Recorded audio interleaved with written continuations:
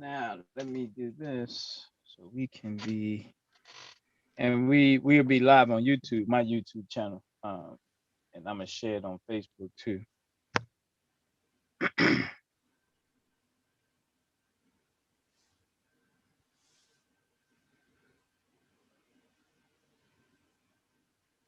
Mute this here. Okay. Okay. So we're on live on YouTube. Yeah, I'm sharing on my Facebook now, and that way you can pull it off of there if you want to share it to your circle. Okay. All right. But you know, the beauty is we've done this so many times that this is just like a regular conversation, you know. Right. So now my question is on number 3. On your questions, it says, what role does mobile devices have on your industry? What does that have to do with fishing? Yeah, so and when I say mobile, you know, they got these scanners that tell you where the fish are and stuff like that. So the mobile devices aren't just cell phones, you know. It's just technology in general, you know. Okay, so that was what the reference to. Okay, yeah, that was my question there. Yeah, I was like, okay, mobile devices. Yeah, no, I'm familiar with technology, so I you know, I remember, you know, old school people would say that's cheating. And I'm one of the old school people. Like you know, too much technology that says something, man. Like you better go out there, and if you don't catch nothing, you'll be okay. Right. So, yeah, you won't eat that day. That's all. Not no fresh fish. Right. Yeah. Yeah, everything got to be perfect. You got to control everything. It's like you're right. You know, so I'm one of those. You can't see my video, huh? Not yet. Yeah. Okay, hold on. Let me see. What happened here? Why my video not on? Oh, okay. I see what happened. Let's go here. I'm just checking my control panel to see what's what. Okay.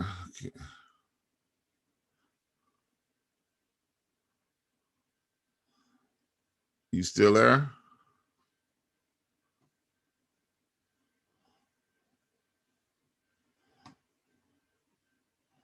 I think we froze up.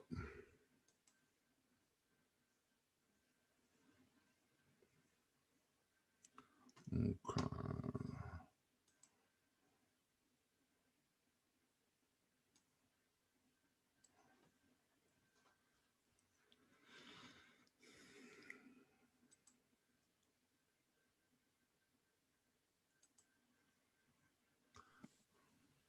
I can see you now. Okay, cool. All right. Yeah. So you can hear me good and see me good. All right, cool. Now, what's that backdrop there? You got the right colors for the Saturday, Blue Saturday. Yeah. That's my green screen for now, you know. Yeah, that's the one I'm working with for the moment. I like it. Colors are awesome. Yeah. Yeah. So anytime, I guess you're ready to get started, huh? Do you expecting more people to come on? Well, no. That's what I was telling you. I was forced probably on Wednesday to say the show must go on. You know, okay. So despite being able to confirm the people I wanted to get on, I said it's important. As long as I got Dr. Ron's attention, we go roll with it, and I fill in and share my parts of perspective when it comes to fishing and what it can do for our people. No problem. I'm good with that. Yeah. All right. So what do you want to do? Open with a prayer or something, man? You know, what do you want to do? Well, I think it's always appropriate to pay homage, moment of silence for our people that's hurting, our people who are missing, the ancestors, and so we'll just go that route. You want me to lead us, or you gonna do it? It's a moment of silence, you say? Yeah. We what I always tell people, I'm born again Christian. I don't hide that. But when we go with the prayer, it's important to acknowledge some of the other people with different spiritualities. So that moment of silence to me allows people to say their unique prayer for what works for them. So did you need a moment so you can pray on your end? Man, prayer is always in order, like you said, man. You know.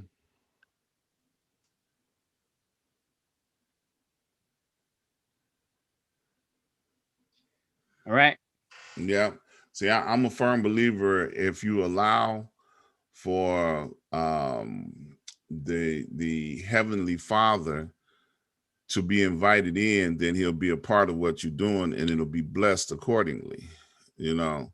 So, I'm always willing to, especially, when we're doing something where it's unifying or coming together in the spirit of unity. You want him to be a part of it, so you got to open up the door to let him in, No doubt. And what I always tell people, Dr. Brian, especially with the tent that we have block by block, I have a few atheists. I have a few people who just don't believe and they not horrible people. They just at a moment in time where hopefully they'll continue to grow and look at life differently. And I want to be part of the light that is shine on them. So we got Muslims in the tent, we got Buddhists in the tent, you know, and so no one can take away moments. So when you get your moment, that's between you and your higher power, whatever you lean on. So I that's totally how I agree. like to approach it, just with our network. I totally agree.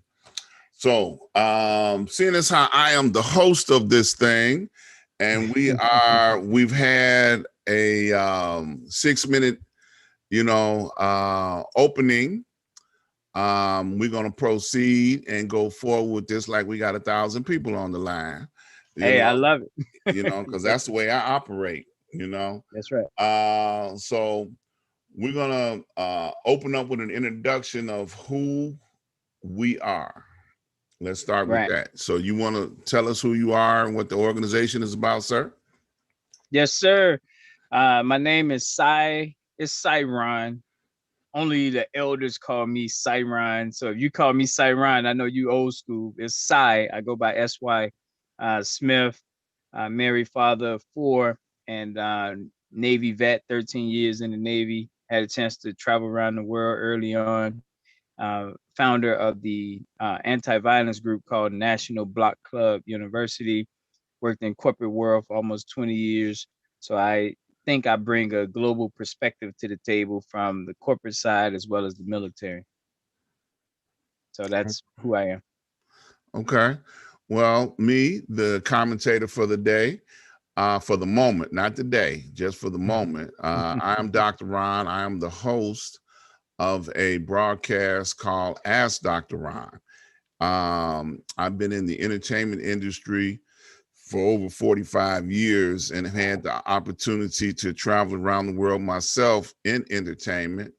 So now broadcasting several outlets on a weekly basis. You can also find me on my website to get more detailed information, ask-dr-ron.com. And you'll be able to see everything, and wherever I'm at is very informative. All is invited. So that's me. And that's you said 40, how many years? 45 years in the entertainment industry. I was born in 1975. 1975. I graduated from high school in 1976. So mad respect to you.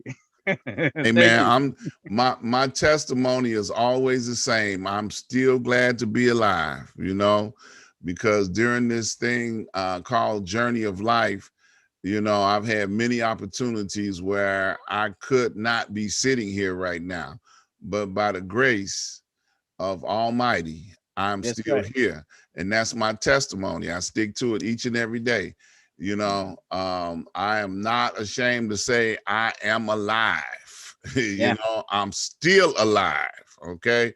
STILL. You got to put that in there, still alive, because I wasn't always alive. Okay. I'm alive and I know it. And that's a testimony all in itself, Yeah.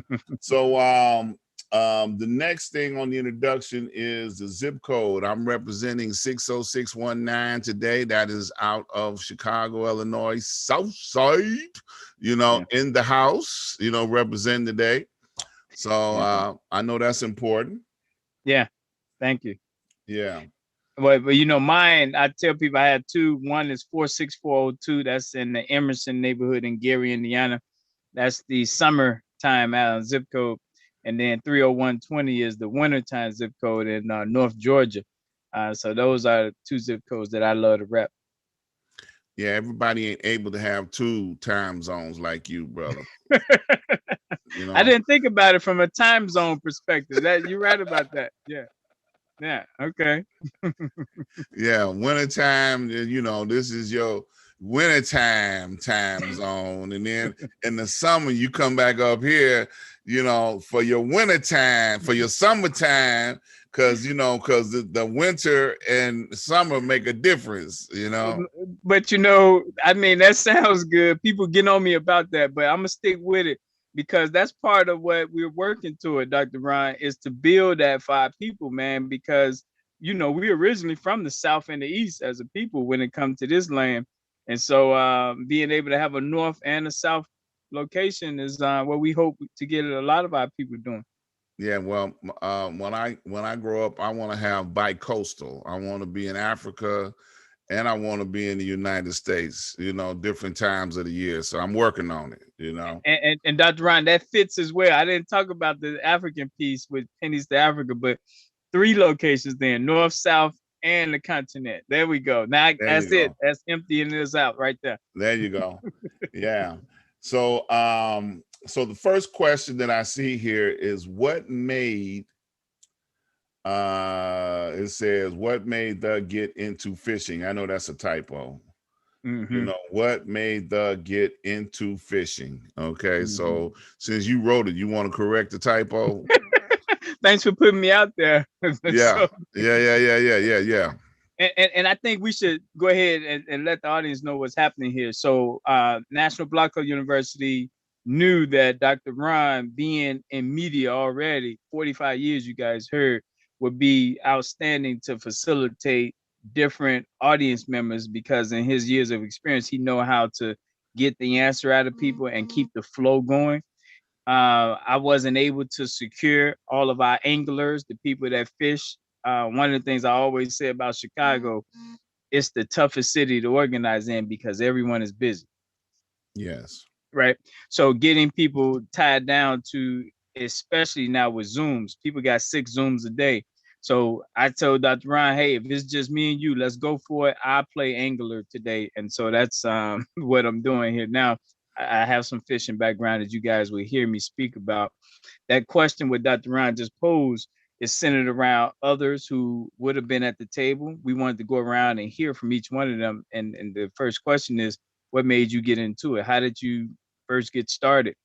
And so for me, I grew up in projects, 2 housing projects, Cabrini Green and Jane Addams, and people didn't get away back then as much, or at least I wasn't aware of it. People stayed in the projects. But my stepfather, he took me to Elgin, and Elgin was a long way back growing up in the projects. Elgin was like a whole nother country. But we used to go to Elgin and go fishing at Fox River. Okay. And I tell you, Dr. Ryan, it was something because that long ride I slept, and then once you fish and you coming back, long ride back, you appreciate sleeping again. So I used to love those weekend excursions to Elgin to fish in the Fox River. And I would say this started in 1986, right after the Bears won the Super Bowl. Yeah. Now it's interesting because back in the 60s when I was a little, puppy, I used to be a member of a Boy Scout troop. And my parents saw fit to put me in this Boy Scout troop because it allowed us to do something outside of the city every summer. So it was important to them for me to have survival skills and to be able to learn how to do different things that, other than duck and dodge, tuck and roll in the city, Right. because, all that you're going to learn now how to do that, growing up as a kid, how to ride a bus and, how to be involved in race riots. Cause I was involved with all of that kind of stuff. So as a young person, fifth, sixth grade, I learned how to, handle knives, axes, and fishing. So they took us to Wisconsin, Michigan, to Boy Scout camps. And, being a Boy Scout, one of the things that when you accomplish a skill, they give you this thing called a merit badge, which was an accomplishment, Right. so with the skill, it had multiple reward levels to it, so Okay.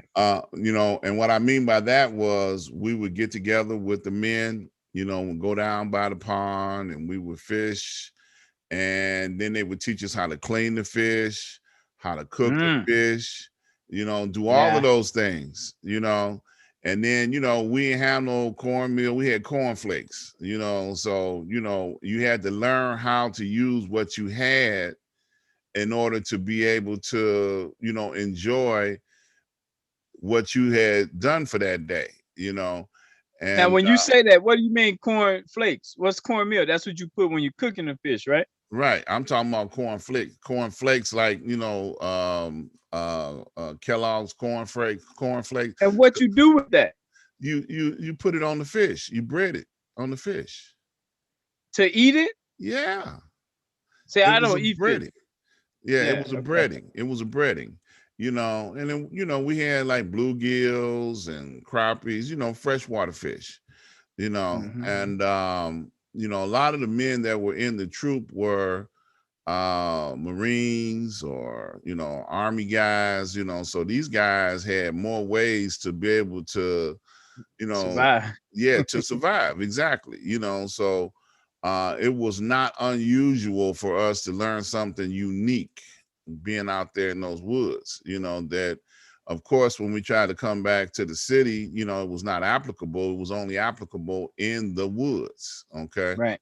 Right. But to be able to spot a tree that was dead, to be able to cut it down so that you can have firewood, and, didn't have to have a sophisticated fishing line and reel.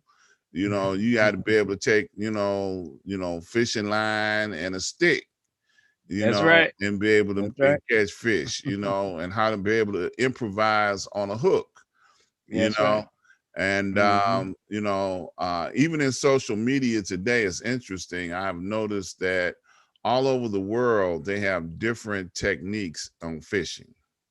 So it does not always involve a hook and a line.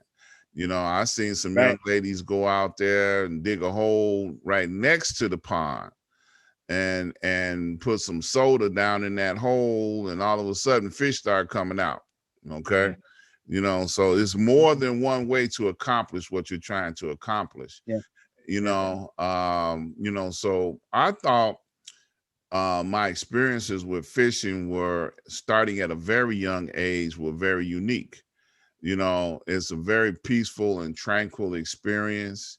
It's just you and nature, you know, and it allows you to be able to um, sharpen your skills, with various types of what fish like, because you can't catch fish unless you have the right bait, and that's part of the Right. technique. you know when I first started learning how to fish, I wasn't sharp with artificial lures and things of that nature. We use worms, so we had to go dig worms up, and So you got to prepare, right? Put that old carpet out there and wet it up. man, look, we would go dig into the woods and find worms, night crawlers and things like that, in order to be able to, Right. have the proper, bait. And I know the for the purposes of this interview, you were talking about freshwater fishing, but me personally, I like saltwater fishing. Between the two, I would rather go out and fish for saltwater fish. Man, that to me that was now what's the difference? well, the major difference is um when you go fishing for saltwater fish, your bait usually would be bloody. Okay. So like if you go fishing for red snapper, see, all these ocean fish are prey and or predator. Right. Okay. So just as an example, I would be, in the boat. We throw blood in the water to draw the fish towards the blood. Then we bait a hook, then we throw it over. We don't necessarily need a line. Don't need a rod. We just need a Okay. line. So now when you get a hit, you got to bring that fish up fast, because if you don't, another predator is going to get your catch.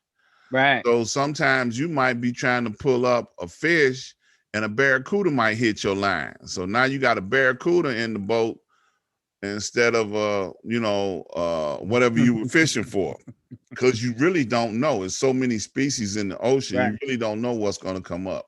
Right. And it's very similar, but in fresh line. But when you're in freshwater fishing, you not finna pull no barracuda out of no pond or no, Yeah. river or nothing like that. Now where is the saltwater is Pacific Ocean? Is it certain Yeah, where's all oceans, the Gulf of Mexico, all of those are considered saltwater. okay. So And freshwater is considered any Lake inland, Michigan. any inland waterway. Oh, that's good insight, man. Oh yeah, well, you asked Dr. Ron. No, that's good. Okay, so the external and then the internal. Very good. Internal waterways. And then you have some, because I've fished in brackish water as well. Now with What water? brackish water. Brackish water is like, say for instance, you're in the Gulf of Mexico, and part of Lake Pontchartrain is considered brackish water. That's where fresh water and salt water come together. Okay, so why is that? Why is fresh water down there? Where is it coming from? The fresh water? Because it's the beginning or the mouth of the inland waterways. Okay, so when the further north that it comes, it turns into all fresh water. Okay. But when they first meet, where the Gulf is at, the Gulf is salt water. So they have the beginning of the fresh water, and then there are certain species of fish that can live in both salt and fresh water. So they go back and forth. Now, what do you think about this?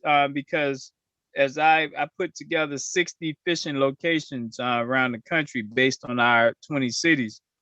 But now that you said that, I'm thinking all of these are freshwater, with the exception of the ones on the coast now, which would be the New York coast and Los Angeles coast.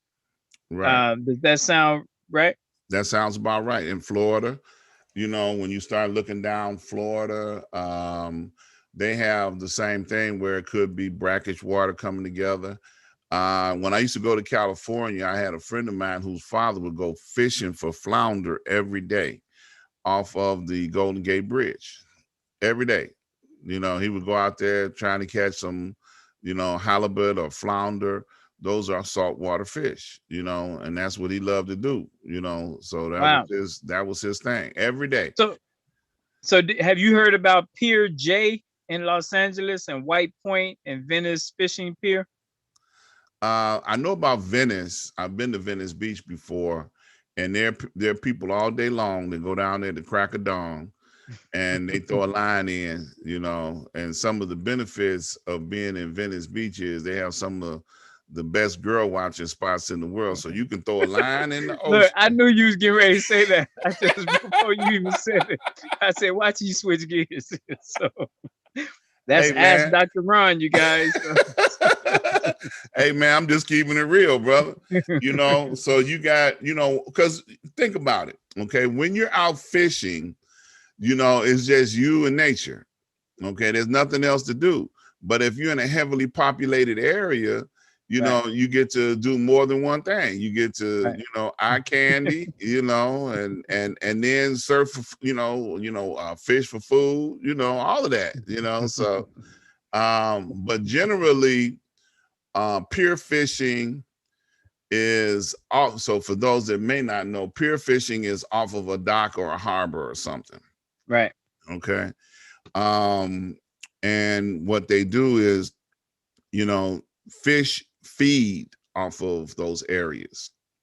Okay, just as another inland, there's a dam up in Wisconsin off of the Wisconsin River where the fish can get as big as you are, because you're not allowed to spear or net fish by the dam, but the fish come by the dam to eat.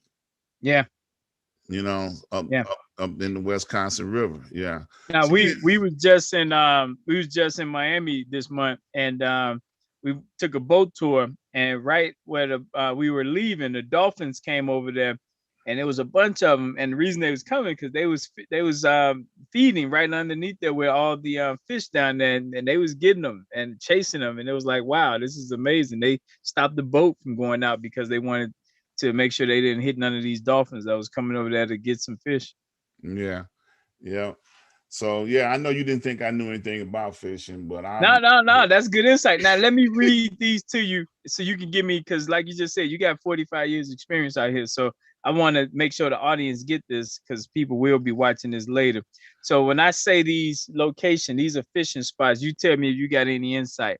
Indiana Dunes, not fishing. No.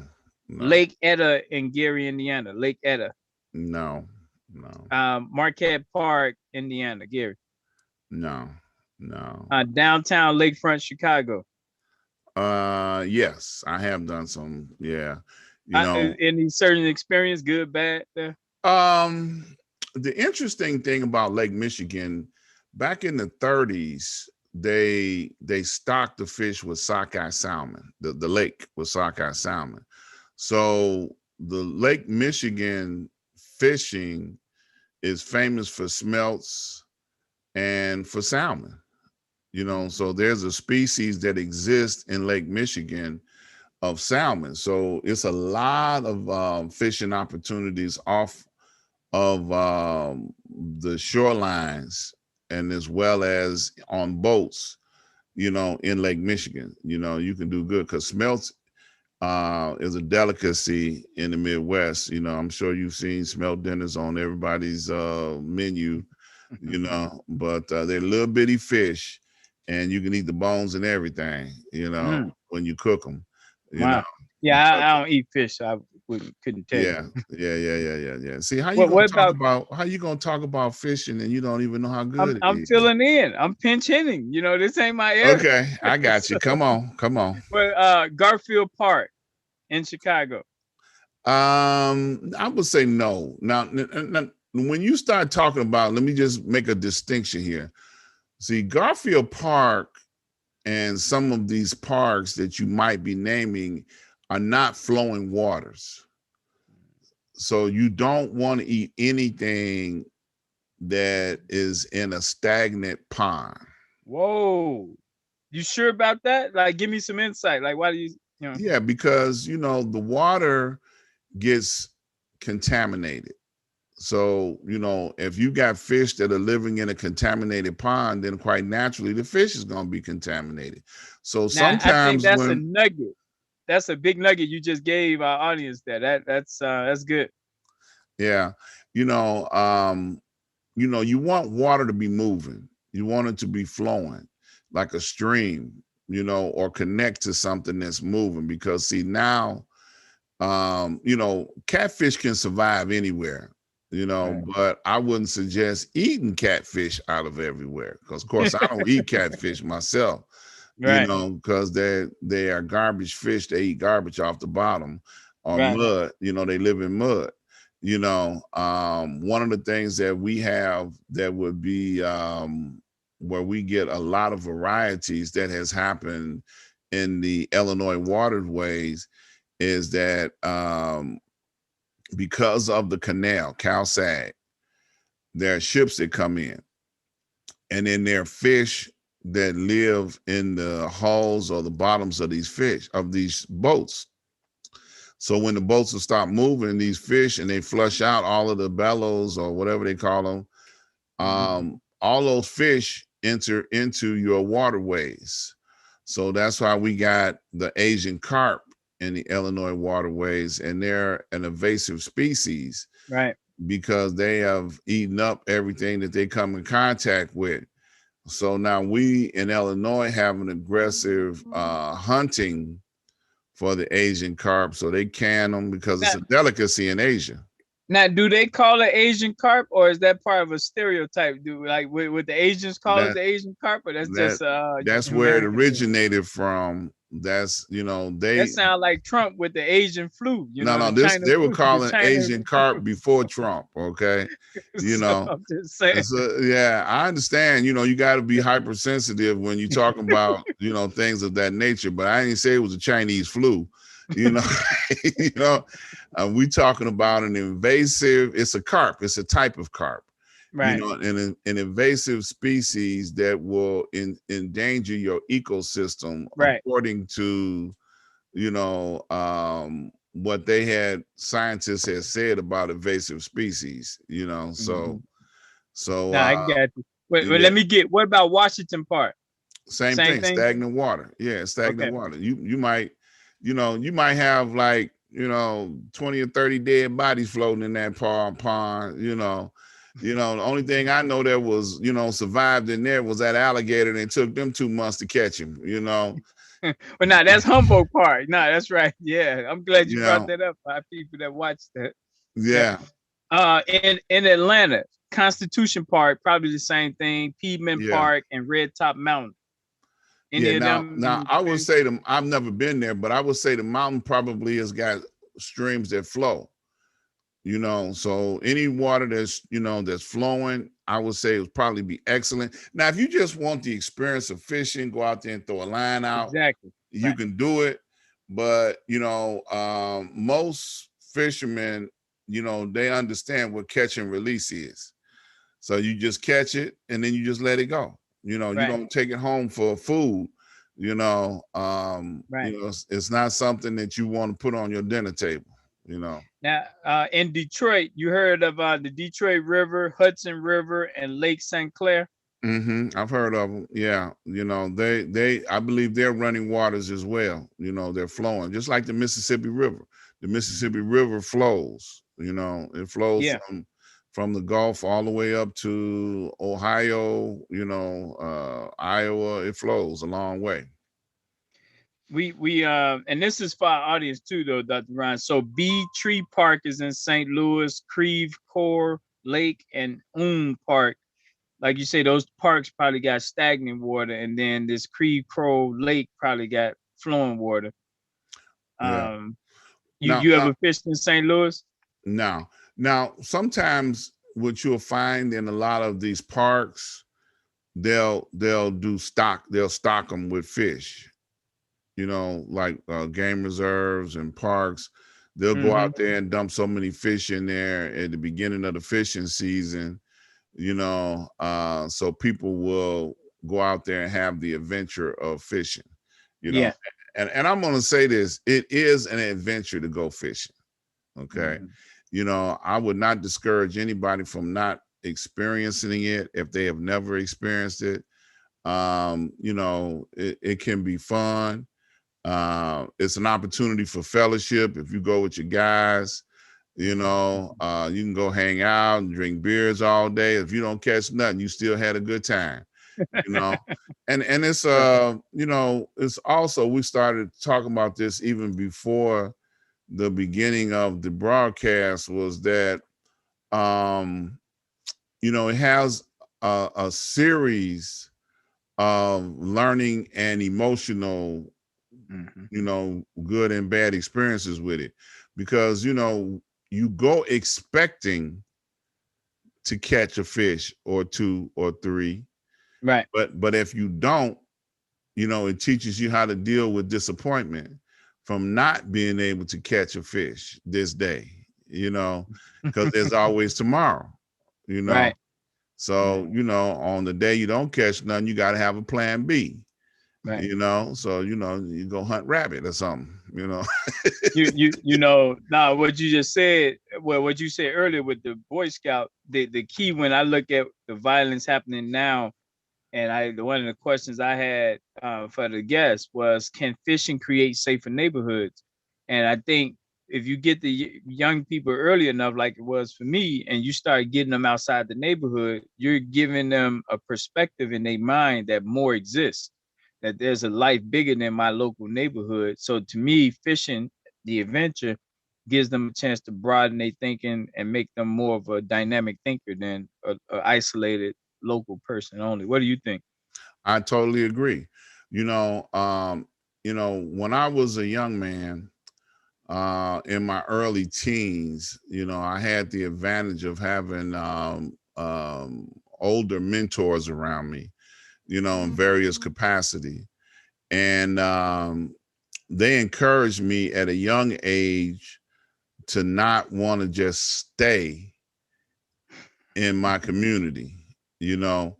And what they would say, and it's so very true. See, I grew up in Harvey, which is a suburb of Chicago, for those that don't know. Right. And they used to tell me, said, look, you can leave and come back 10 years from now, and those same guys will be standing on that same corner and will have not gone anywhere and have not seen nothing that you have seen. You will have had 10 years worth of adventures and come back, and these guys will still be in the same spot where you left them at. And that is so true. I have gone and done things and been places, and purposefully tried to adventure things. And Right. when I came back, there's like, man, where you been? I ain't seen you in a while. They don't even know you've been gone. No. And Because, we know where you've been. So it's like, yeah. yeah. So, and it's unfortunate that I think that they have wasted a percentage of their life by not having the desire to go places and do things. That's just like, and I can kick it up a notch. In your scenario, you say you grew up in two projects, but well, if the projects were still around, there were people that got out of the projects, Right. like yourself. You joined the Navy, you spent 13 years and seen places that the Navy would take you, and there are some people that had no desire Right. to leave the projects. They Yeah. just wanted to be in the comfort of their neighborhood and their community, Right. if you can call it that, the comfort, Right. you know. Mhm. So it's all about a mentality, I always say. And I think the key though, because just like some people that don't desire it now, that don't mean that even if they just take one trip away, that it might open them up to want to explore more. Because sometimes all it takes is that one getaway. So however long it takes to fight to get that one getaway, it can open up their whole eyes to a whole nother world. Yep. And I look at it like young people, their mind is so you know unrestricted. I'll just say it like that. They don't have the restrictions that older people do. Case in point, my grandfather was from the Bahamas, and he was an entrepreneur and businessman here in Chicago for 55 years. He owned a barbershop. And when he retired and decided to go back to the Bahamas, he wanted to take his 55 years of experience to his people, to his, to the people on the island where, they knew him, where he grew up at, where his blood relatives were. Right. And when he got there, they received him not. All they wanted to do was sit under the tent, which was the local location. They called it the tent, and hang out, drink all day till the sun went down, and they couldn't hear nothing that he was saying. So my grandfather didn't stop wanting to share his experiences. So what he did was he started dealing with the young people. That's always the easiest way, man, when you got the hard hits. Yeah. So he started, imparting himself into the young people so that they can understand that, hey, there's an America across the water over there. If you can get there, you can do this, this, this, and this. And this is how you do this, this. And he gave them gold nuggets to be able to not limit them to be stuck on that island, because you got to think about it. Island, you gotta purposefully leave there. Right. It ain't something that, that you like, this thing is a mile wide, about 5 miles long. So if you don't get on a boat going somewhere, you ain't gonna leave this place. And your world will be just this place. Exactly. Yeah. Okay. Yeah. So, and that's what happens to a lot of people. Go ahead, bro. I'm sorry. Here's what's sad though, Dr. Ryan. I remember in Chicago, people would say people wouldn't even go downtown. And now look at where we are, where they going downtown, but what they doing downtown, they want them to go back to where they came from. Exactly.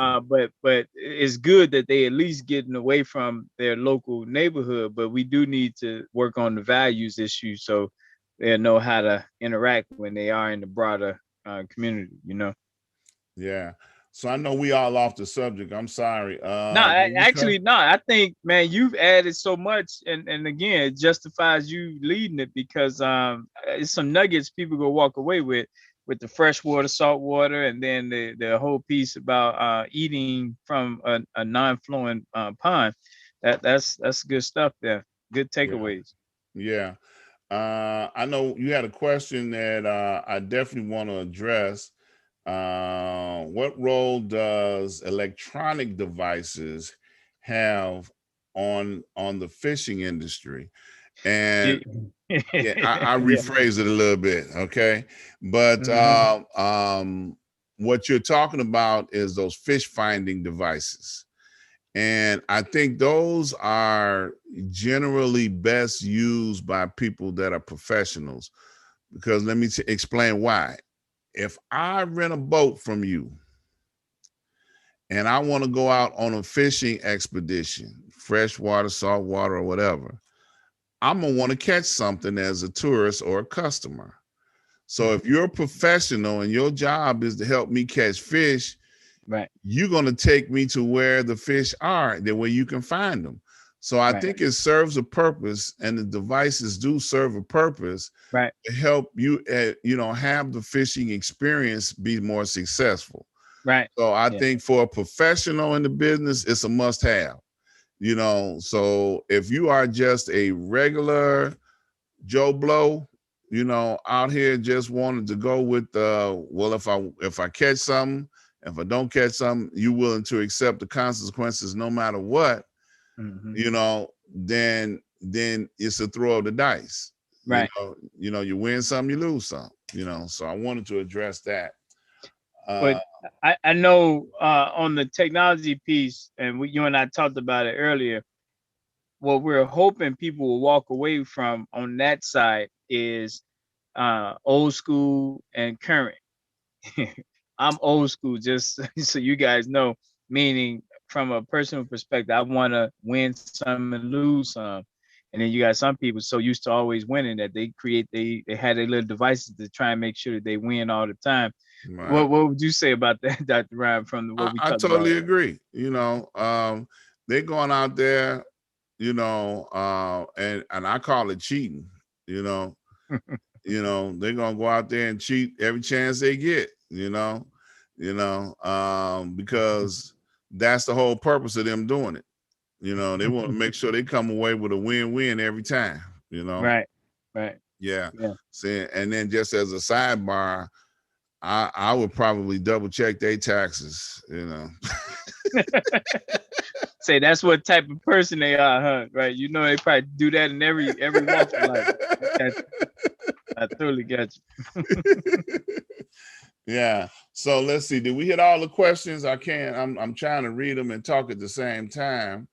Now, look at this. I just found this about what you just talked about. The EPA put this out. They say saltwater advisory, harmful toxins, PCBs are stored inside of the mustard and tamale livers found inside of the fish and blue crabs inside the waterways where salt water is.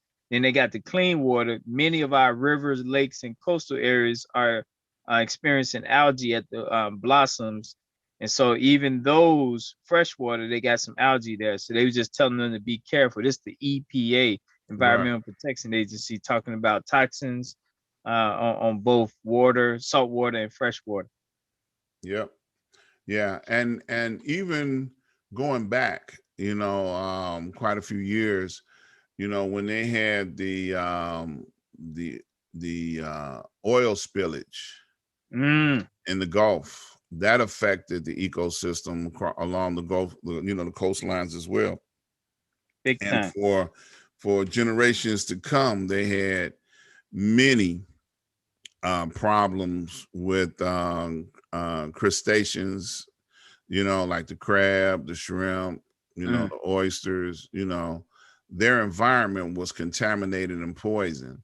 And then the cleanup came along with another poison and a chemical.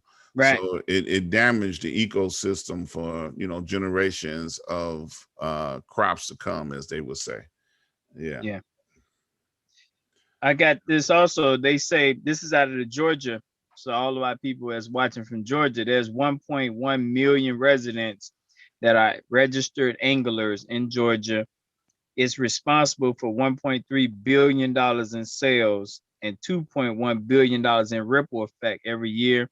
And that is responsible for 15,644 jobs here in Georgia. Yeah. Now this is, I hope a big takeaway that most people would, the best advice I can give to a person that would desire to learn how to fish or get involved with fishing. Please buy a fishing license. You need, wherever you are, that you decide to adventure out into the waterways, please buy, especially in the United States. Every state have game wardens, and every state makes unnecessary money, by fining you if they catch you fishing without a license. A fishing license might cost no more than $10, $20 for the whole year. And if you just go one time, you can buy a 1-day single-use license, but obey the laws of that area, because if they catch you, they are not going to hesitate to fine you, throw you in jail. They'll throw you in jail. Fishing without a license is a crime that we don't need no more drama. Okay. Yeah. So now where did that come from? What made you get that advice? Well, I have some friends that go fishing all the time. And it was so funny. They told a story one time that they had a buddy that was hanging out with them, while they was fishing, and, they was out there drinking beers and just having a good time. And the game warden was off on a overpass with his binoculars watching them. So it was like 4 of them. So 3 of them had license and 1 of them didn't. So of course he had a line in the water, but when the game warden came over, he lied. He said, "No, man, I'm not fishing, man. I'm just hanging out with my boys and stuff." So of course the game warden said, he left and he went back up on his overpass. So as soon as this fool touched that fishing pole, the game warden came back down to that little cul-de-sac where they was at and arrested him. Because he said, I have observed you fishing without a license. You know? So he had to post bond. He had to go through all the unnecessary drama. Unnecessary. Keyword, unnecessary. All he had to do was just ask the warden, can I buy one from you? And he probably could have bought a license, but he been drinking beer all day and gonna lie to the man. And now he had to suffer the consequences. So that's why, I felt that story was relevant. When we talking about don't take nothing for granted. I went up to Wisconsin, fishing off the river, and I bought a license. I was like, man, I ain't gonna need no license. They wouldn't even let me tell them that I was gonna fish without a license, the group of people that I was with. So they knew, right? They knew, like, look, man, we ain't paying with these people up here in Wisconsin. You're gonna have a license, okay? How many days you gonna be here? You're gonna buy one for every day that you here. Give them that little chump change, okay? It's not a big expense, but I felt like that was very relevant and very pertinent to be able to say that. Yeah. No. I wrote down some of the famous people that fish. Who that's famous that love fishing? Oh man, Michael Jordan. I mean, there's a lot of celebrity athletes that love fishing. Beyonce and her counterpart, they go fishing. Jay-Z. Yeah, they got a yacht, man. Okay. They got a big yacht, man. I saw it on social media. They be out there on the big water. And Michael Jordan just bought a big old yacht recently, to go fishing. Yeah. I got Oprah Winfrey, Kevin Costner, Jack Nicklaus, Brad Pitt, Dwight Howard, Randy Moss, some of the people that I didn't know until I did the research that love fishing. Yeah. It's not a what they say, a hard press. It's not like skiing. Okay. Of course not.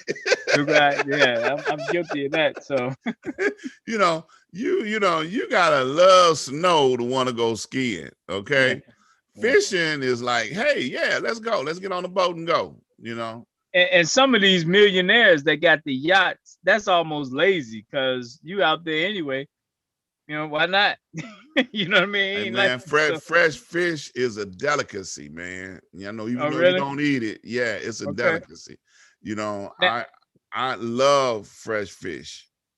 So do you think though, like let's talk about Chicago with all the shooting and killing. Do you think if every zip code, there's 20 black zip codes in Chicago, if every zip code had money set aside where the young people would travel to go fishing during the certain months out of the year, do you think it'll have any impact on the violence happening in the city? Absolutely. Because see, the magic word was young people. See, first of all, if you show the young people something different, recreational wise, that's not going to be something like basketball, football, or something traditional. Traditional. You showing them something that can be that they can very positive, and it allows mentorship. Okay. Because the very first time a young person encounters fishing, it's an older person that teaches them how to experience that. So that means it's mentorship involved. Right. So now you just change the person's, outlook and the perspective on things. You can get away from the rat race. All the noise of the horns and the buses and the airplane. Well, maybe not the airplane, because airplanes go over the water too. But you get a chance to expose them to something that they normally would not get an opportunity to see. Exactly. So yes, some of these older, young people, ain't nothing helping them. They just, you know, I ain't gonna agree with that one, but I hear you. I'm just gonna keep it real, man. I'm just gonna keep it real from my perspective. Okay, from your perspective, you gotta have hope. Okay, keep hoping. What Jesse Jackson say? Yeah, but I'm just going by what I see. Okay, right. I got you. I respect and case in point. Now I'm gonna give this hot news flash. Some teenagers, have ran across a hustle or an opportunity where, based on this carjacking, they out here, jacking people for cars because it turns into an income opportunity. They got people paying them $2,500 to bring a stolen car to them.